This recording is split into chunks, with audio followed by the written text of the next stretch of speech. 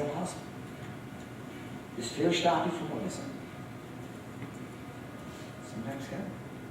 Does fear stop you from standing for truth? What about misplaced priorities? What about selfish pursuits? There's a story of a keeper of a lighthouse.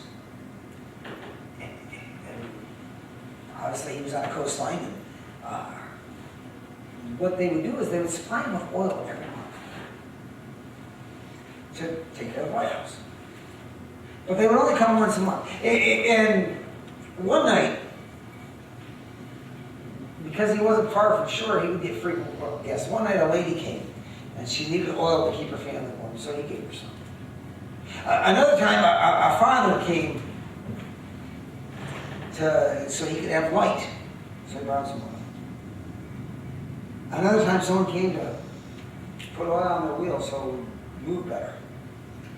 All these requests seemed legitimate, so the lighthouse keeper tried to please everyone, and he granted the request to everyone.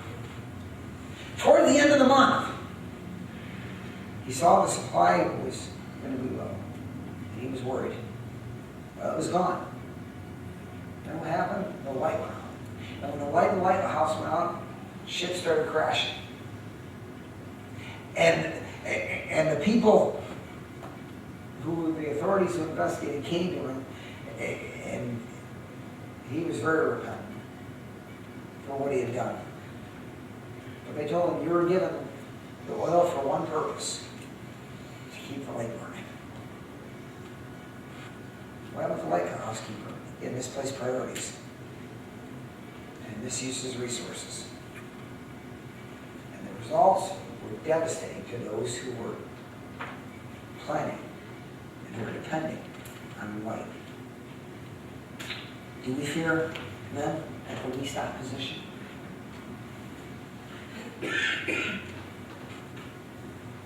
What about when we're witnessing? What about when we're confronting sin in someone? Do we fear man? What about our priorities? Do we give up godly priorities and let selfish ambition replace? How do we spend our time?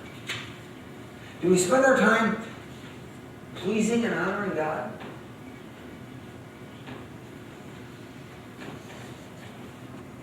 Here come the consequences. What do you spend your time on? What about how do we use our abilities? Are we using them to honor and glorify God, or are we using them for ourselves? Now again, we do have to provide for ourselves, we have to provide for our families. God has given us, that's part of what we honor and glorify Him. There's nothing wrong with providing. In fact, if we don't, God says we're worse than an unbeliever. So we can use our resources to provide. But we also have the whole, and our overriding principle should be with honor and glory to God in what we're doing today. With our resources, with our time, with our abilities. You know, there's nothing wrong with leisure time.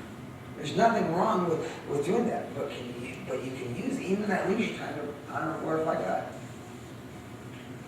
Now, some will take a position, well, because the Lord's coming back, that we can't have any leisure time. No, God's got to put that in there. We can use our leisure time, I think, to please and honor and glorify Him. And we can use our leisure time to have an opportunity to witness.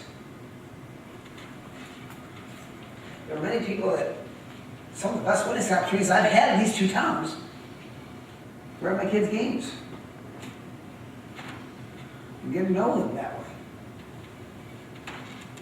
Some of the best witnessing opportunities I've had. But we use it to please and honor God. What about how we use our money? We do have to take our needs, but God expects us to give as He has prospered. We're doing that. Are we utilizing our resources to please and honor God?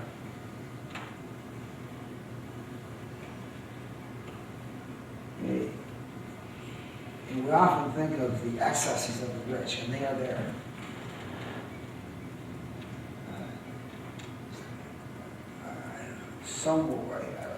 When I got on the internet recently, there was a news blurb came up of somebody selling their house, and it was ridiculous.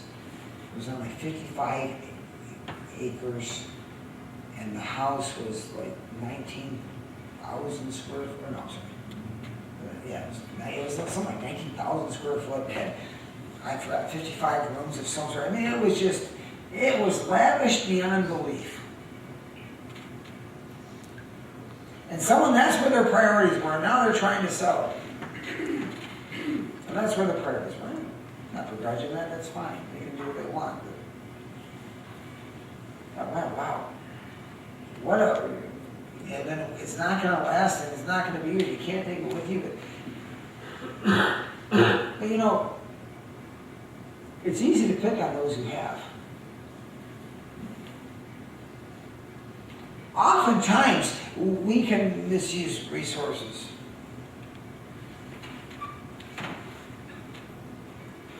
Been in many homes of people who were asking me for, Pastor and I were talking about this week, both been in many homes where people are asking me for food. And I go there to deliver food, no problem. As I get there and I walk in and I see a 50-inch television.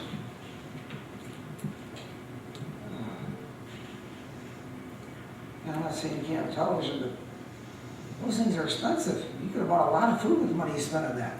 And now you're asking me for help. I'm glad to help. Thank you.